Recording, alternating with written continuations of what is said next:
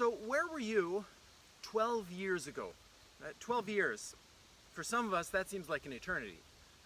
If you're 12 years old, that's your whole life. If you're 24, that's half your life. Whereas if you're on the older edge of the spectrum, 12 years can go by pretty quickly. But even then, 12 years is a long period of time. Today we're going to be looking at that period of time in the lives of two people. For 12 years. Where was I 12 years ago? 2008. We had just moved back from BC. Our girls were in grade 8 and 10. I was working in a battery distribution center, throwing batteries around in the warehouse. I was working my way up into sales and management. Our oldest daughter, Danielle, had just turned 16, and so she disappeared for a while because she got the keys to the car and she was gone. Bree turned 14 at the end of that year. But boy, when I think about all the water that has passed under the bridge in those 12 years, my mind isn't sufficient to remember all the details. It's a long time, 12 years. And for the two people that we're going to be looking at today, it is either the best 12 years of your life or the worst 12 years of your life. Jairus was a synagogue leader who had a single child. I'm sure they wanted more. There was no such thing as family planning in those days. You had as many children as you could have, but God had only blessed Jairus and his wife with one daughter. And she would have been the pride and joy of her parents. Their world would have revolved around her. And she was born 12 years before the events that we're going to look at today. The other person who's going to encounter Jesus today was more than likely an older woman, and I don't mean senior older, I just mean older than this 12-year-old girl. This woman is probably at least, I'm guessing, in her 30s, but the past 12 years for her has been an absolute nightmare. It's been a nightmare. She has gone from specialist to specialist trying to cure a single problem. She has spent her life savings on doctors, and all of this to no avail. She's been bleeding for 12 years. We can assume that's a female problem. 12 years of joy, 12 years of trial. And they both encountered Jesus on the same day. Luke chapter 8 is where we're at, and we're going to start at verse 40 this morning. Luke chapter 8, verse 40. It says, "Now when Jesus returned, a crowd welcomed him, for they were all expecting him." Actually, Jesus, in last week's episode, Jesus had met a man among the tombs and delivered the man from the influences of the evil one. He had been down at the south end of the Sea of Galilee, and he had told this man to go and tell his family and his friends and anyone who'd listen, tell them about the good things that God had done for him. Well, he and his disciples, Jesus and his disciples, got back into the boat. They headed back to their stomping grounds. More than likely, they're back in Capernaum now. We're not given the exact state, but it's pretty easy to assume that that's where they are. This is where Peter and Andrew and James and John, this is their stomping grounds, this is where they're from. And when they get back, the crowd is expecting him. The crowd is there waiting for him. And we're told that they were there expecting him just as he steps out of the boat. I mean, he's had this nice boat ride back up north. It's been quiet, and now he's right back into the crowds again. The people knew that Jesus was coming. They knew that this is where he tended to be, and so they came with all of their needs. They had all kinds of needs and all kinds of things that they wanted Jesus to do for them. And so there was a man named Jairus there. Not just any man, but verse 41 says, "A man named Jairus, a synagogue leader, came and fell at Jesus' feet, pleading with him to come to his house, because his only daughter, a girl of about 12, was dying." Now, when you have a daughter, there is nothing that you won't do for her. When you have a daughter who's dying, there is nothing that you won't do for her. Jairus doesn't care if it's politically correct to contact Jesus. He doesn't care if the Pharisees are beginning to have their doubts and actually beginning to think about putting Jesus to death. He doesn't care about all of those things. He only sees this as a possibility, as a way of getting his daughter healed. He cares that much about his daughter. He's not going to let this opportunity pass. And so he hears about Jesus, and he comes and he falls at Jesus' feet. And he says, "Jesus, come, heal my daughter." Man named Jairus, synagogue leader, came and fell at Jesus' feet, pleading with him to come to his house because his only daughter, a girl of about 12, was dying. And so Jesus hears about this need, and he begins to follow Jairus through the crowds, through the swarms of people, to get to Jairus' home where he can help Jairus with this need. But before they get there, something else happens. Verse 41 continues. It says, as Jesus, or 42, sorry, as Jesus was on his way, the crowds almost crushed him. And a woman was there who had been subject to bleeding for 12 years.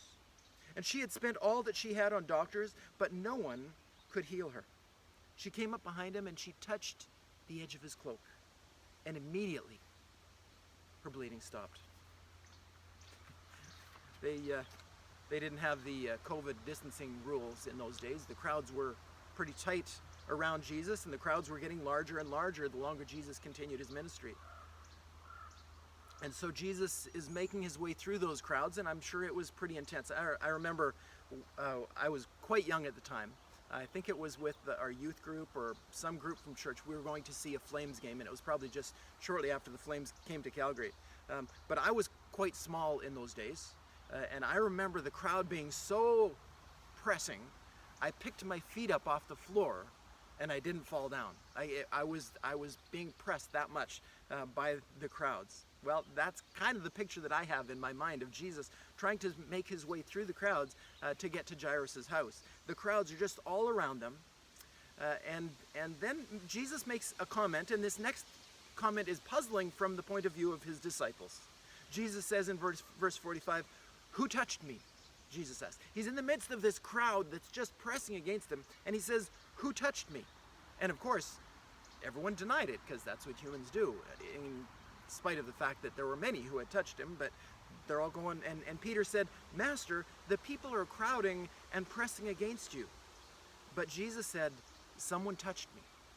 I know that power has gone out from me." No, Peter, someone touched me with a purpose. Someone asked something of me in the presence of all the people. This person had touched Jesus and wanted something. And I'm quite confident that Jesus knew who it was. And Jesus knew why she had touched him. But he wanted to give them a chance to be identified, because there were some things that were more important to Jesus. See, verse 47 says, "Then the woman, seeing that she could not go unnoticed, came trembling, and she fell at his feet. In the presence of all the people, she told why she had touched him and how she had been instantly healed. And then he said to her, 'Daughter, your faith has healed you. Go in peace.'" Now, there are some cultural things that in the midst of this interaction, it's easy for us to overlook. This woman was not supposed to be in that crowd. She should not have been outside of her house. This woman should not have touched Jesus.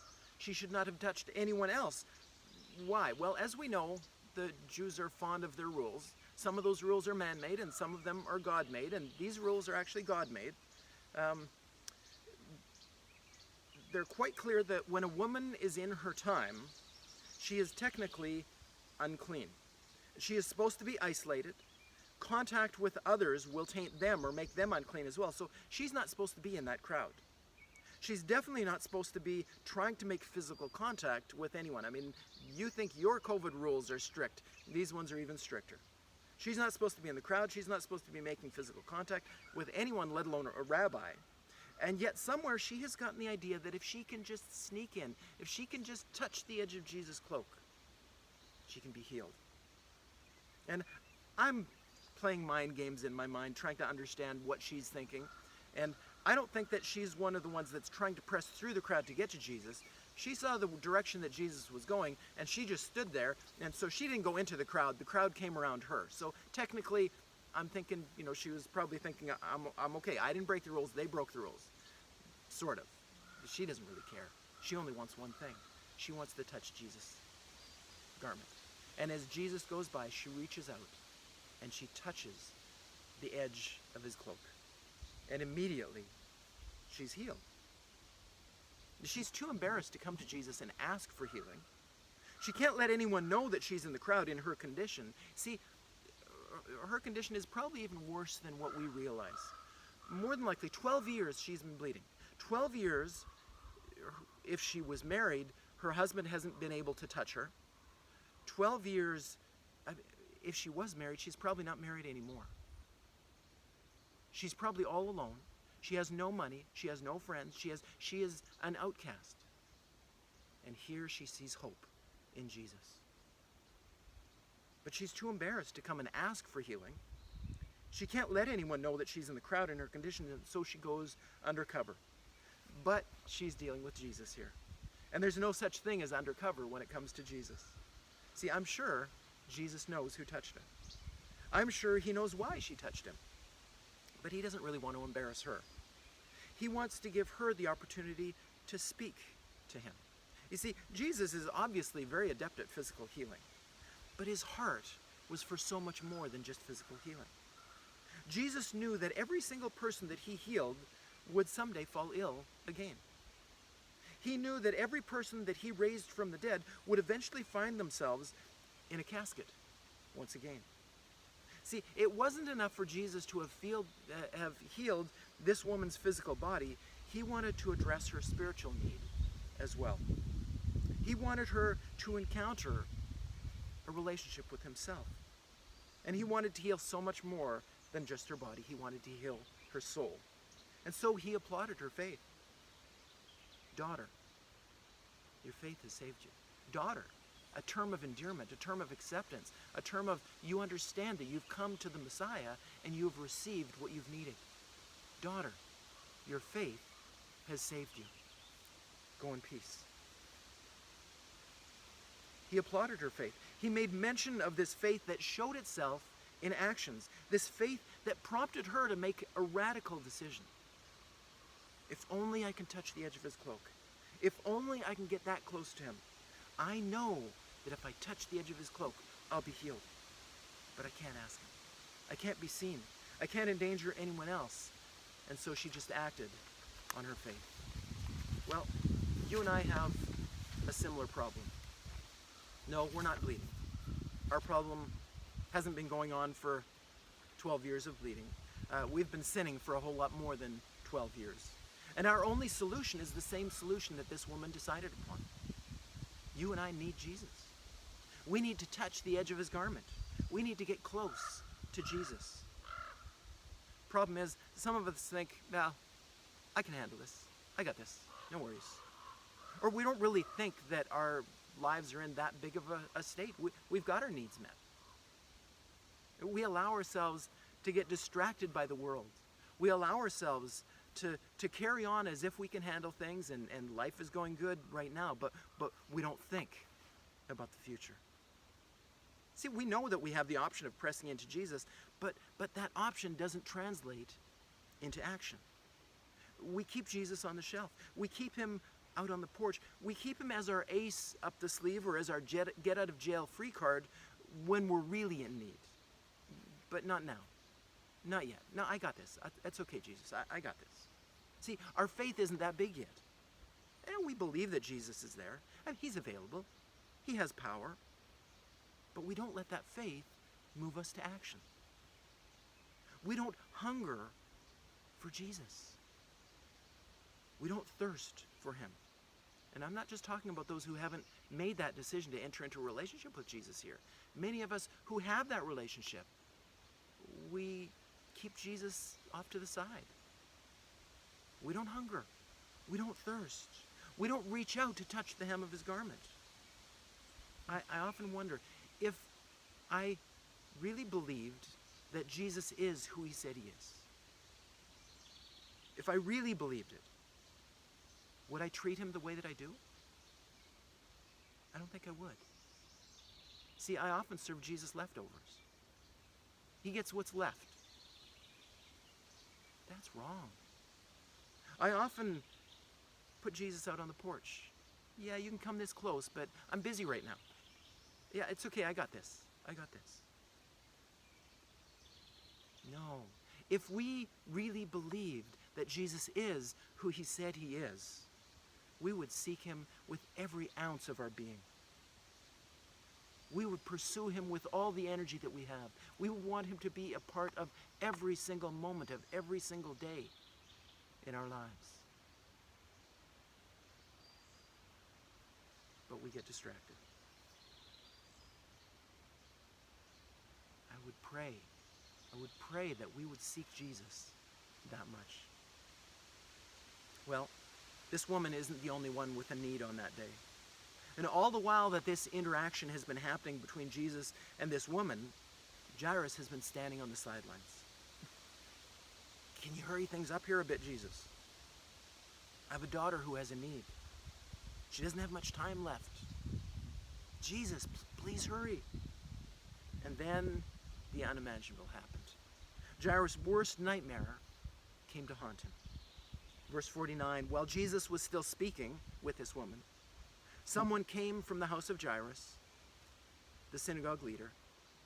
He said, your daughter is dead. Don't bother the teacher any longer.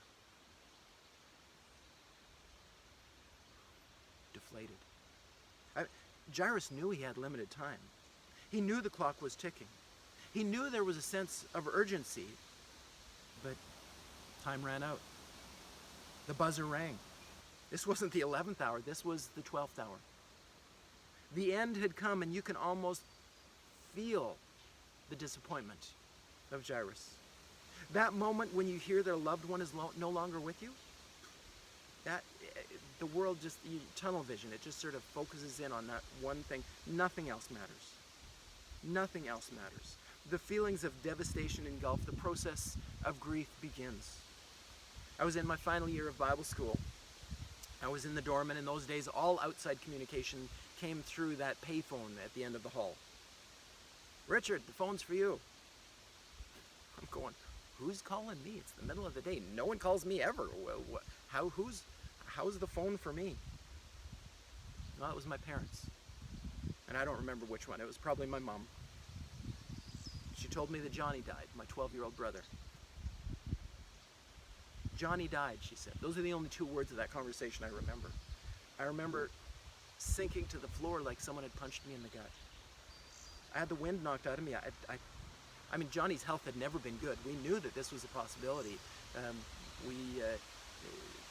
Because of his health, we hadn't really adopted him, but we'd had him since he was 9 months old. He was my brother. He was as much my brother as my blood brother. And now he was gone. Nothing else mattered. The world, finals, assignments, friends, nothing else was on the radar at all. It was only Johnny's death. I remember that very, very well. It's almost like it's seared in. You can sort of put yourself back into those memories. And that's how I imagine Jairus feeling. He gets this news, and I imagine his knees just go weak, and he starts to sink down, and maybe his friend just grabs him and gives him some support. And the crowds, the sights, the sounds, they all vanish as they're eclipsed by the reality that his precious daughter is gone. But this is Jesus. He's not just the God of the 11th hour, he's the God of the 12th hour as well. He's the one who has the ability to roll that clock back. It's never too late if Jesus chooses to act. Verse 50, hearing this, Jesus said to Jairus, don't be afraid. Don't be afraid. Just believe and she will be healed. Don't worry. Don't lose your courage. Don't fear. I'm bigger than any of the problems that you will ever face. I'm bigger than the death of your daughter. I'm not sure what Jairus thought about that command to just believe, but he carried on. That was enough to give him hope. He carried on, and he brought Jesus to his home. And I'm thinking at this point he's probably operating on autopilot with just this ray of hope that keeps him going. He doesn't know what to think. The heart is numb. His mind is flipping. He's just, how do you feel when something's like that? You hear that your daughter is dead, and yet here's someone who's seemingly offering you some hope, and you hold on to just that little bit of hope. Verse 51, when he arrived at the house of Jairus, he did not let anyone go with him except Peter, John, and James, and the child's father and mother. Meanwhile, all the people were wailing and mourning for her. Stop wailing, Jesus said. She's not dead, but asleep. Now, in the Middle East, they don't have funerals the same way that we have funerals. we're very quiet and composed, and we hide our tears with these little handkerchiefs. No, they don't press it down and try to control it. They don't use handkerchiefs to dab away the tears. They encourage the grief to come out. They weep and they wail, and it's not just the immediate family that wails. The entire community comes together to weep, to grieve together. They even have people who are paid to come and play the flute with these tones that bring that, off key and mourning out. They have people who come and get paid to add their wailing to the cacophony. In Africa and in many of the Middle Eastern states, the women do this shrill tongue. I can't describe it. If you've ever heard it, you'll know what I'm talking about. And this is what is very common at funerals. And so the whole crowd is there giving expression and helping the family process their grief. And in those days, funerals didn't happen later. Funerals happened when the person died. It's a hot climate. They don't have coolers. They don't have embalming. The body goes into the ground pretty quick. And so they're already into the funeral, even though Jairus isn't even there yet. They're starting. The mourning has started. The grieving has begun. And what did Jesus say? He said, "Stop wailing. She's not dead. She's asleep."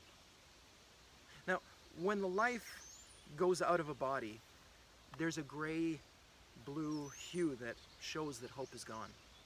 The end has come. The grieving can begin now. And that's what's happened to this little girl. Her heart has stopped. The oxygen-rich blood is no longer carrying anything to the body. She's gray. She's gone, and the people know it.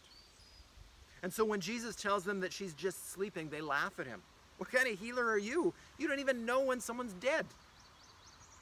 Well, they were still laughing as Jesus took Jairus, his wife, and his disciples into that room. He took her by the hand and said, "My child, get up." And her spirit returned, and at once she stood up. And Jesus told them, "Give her something to eat." Her parents were astonished, but he ordered them not to tell anyone what had happened. "My child, get up." And immediately she got up. And Jesus said, "Give her something to eat." Now, some people think that might be because she's 12 and she's a teen and she needs some food, and she was sick and probably hadn't eaten for a while. I think there was another reason too, and that was to show that this isn't a ghost. This is really her. Ghosts don't eat. And so Jesus was just confirming the miracle that he had done. "My child, get up." The same one who breathed life into Adam and Eve, the same one who wrote every one of her days in his book before one of them came to be, he reached out, took her by the hand, and said, "My child, get up." And of course, she responded. To the astonishment of her parents, she got up. It was another foreshadowing of when Jesus would do away with death once and for all. It was another demonstration of the fact that Jesus is the author of life, and that he has power over life and death. Death is a result of sin. Jesus came to do away with both death and sin. Now, the question comes though. So it says, her parents were astonished, but he ordered them not to tell anyone what had happened. Why did Jesus tell her parents not to tell anyone? Isn't one of our jobs that of an ambassador? Aren't we supposed to be ready to answer anyone's questions? Yes, but that's not what's happening here. See, here is a situation where the parents they've been put through the ringer. They've had a yard full of people grieving the death of their daughter, mocking the one who would raise her from the dead. It's one of those situations, really, where words aren't necessary.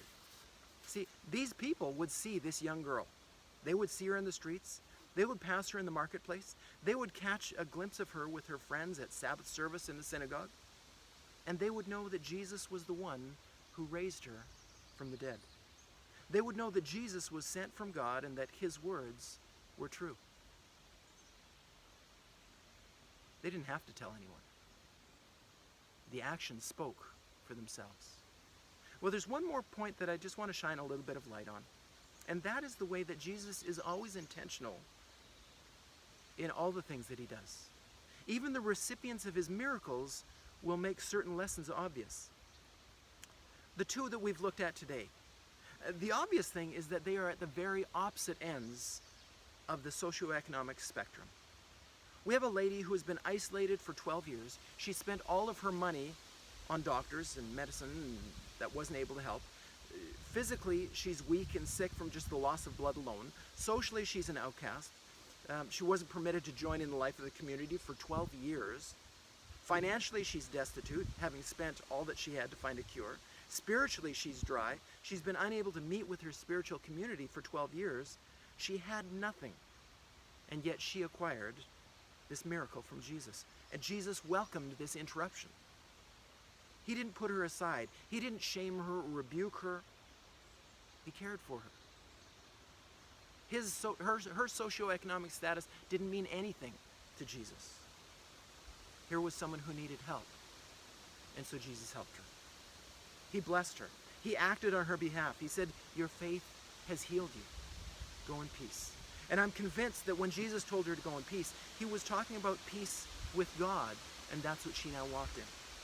She had a need, and she went to the right source to have that need met, even though she was at the very bottom of the socioeconomic spectrum.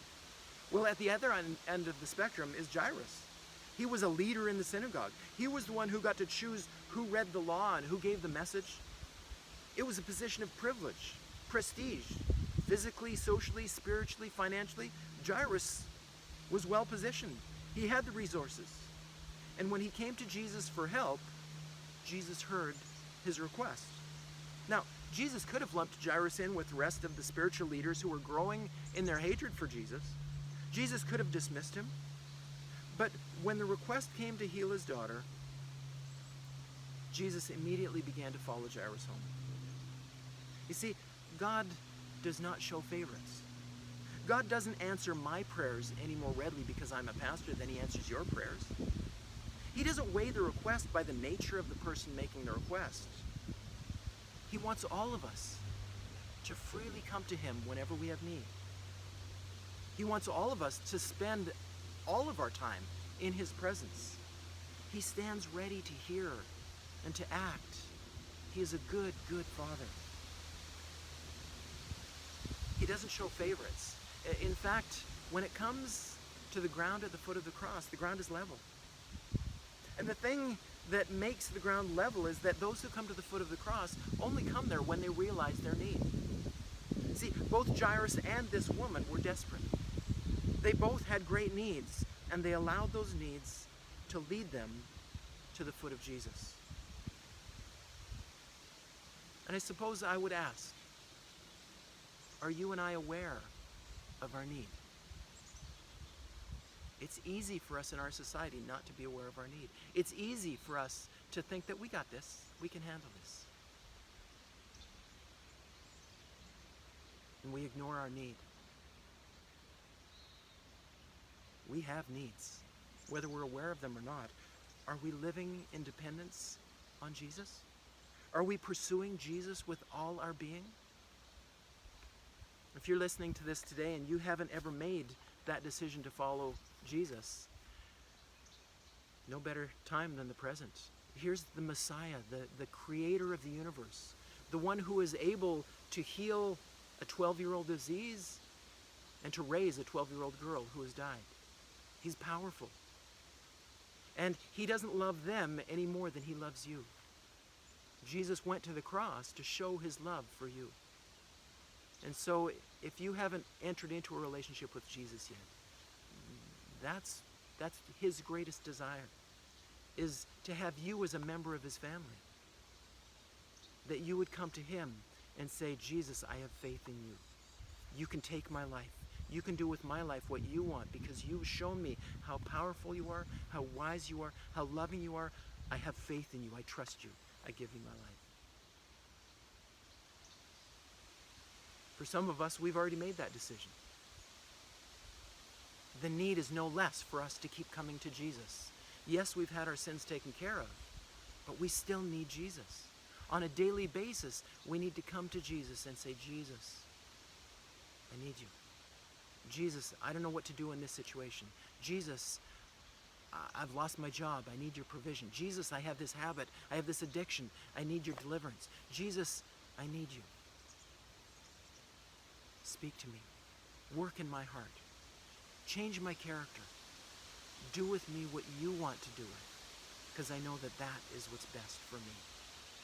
And so, Heavenly Father, we come this morning, and we're so grateful that Jesus had these interactions with these individuals to show his power, to show that he is the Messiah, to show that he is more powerful than we can imagine, and to show that he loves.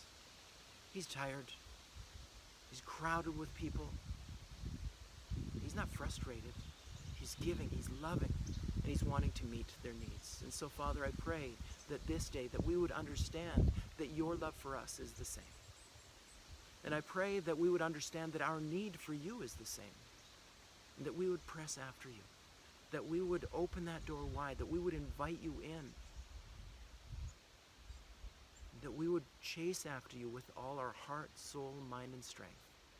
And that we would love you as you have loved us.